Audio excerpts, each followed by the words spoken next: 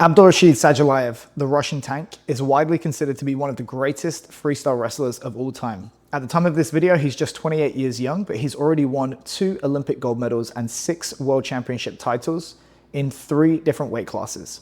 I took a look at his strength and conditioning to see just how much of his success can be attributed to the work that he's doing off the mats. Let's take a look at the good, the bad, and the ugly.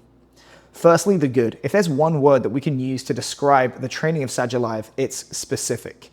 In every aspect of the training process, you can see clearly that the sport is the top priority over everything else. There's a very strong emphasis on the muscles and actions that feature most heavily in the sport, namely a lot of upper body pulling through calisthenics and band work, and a lot of twisting, flexing, and extending through the spine. There's also a lot of movement in all 3 planes of motion, and of course, to be a great grappler, you have to produce force in all different directions. He also places a premium on conditioning, a lot of running, a lot of high reps, and a lot of circuits. That makes perfect sense when you consider that wrestling is one of the most physically demanding combat sports. You can't just sit down or lay and pray like jiu-jitsu.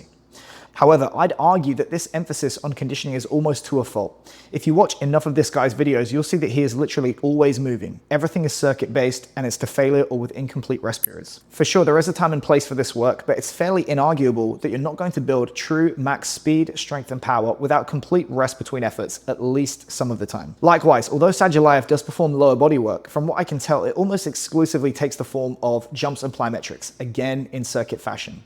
I think that this kind of stuff is going to transfer well to shooting and penetration steps, but eventually, once you're connected to an opponent, you're not just overcoming your own body weight, but the body weight of a fully resisting human being. And of course, developing that kind of ability doesn't come from jumping alone.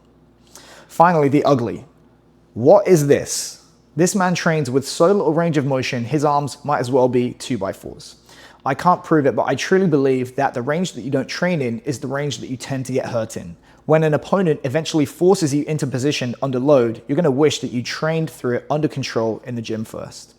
On the other hand, when your nickname is the Russian tank and it's you rather than your opponent that tends to do the forcing, I think you can absolutely get away with it. I would give Sadulaev's program a C.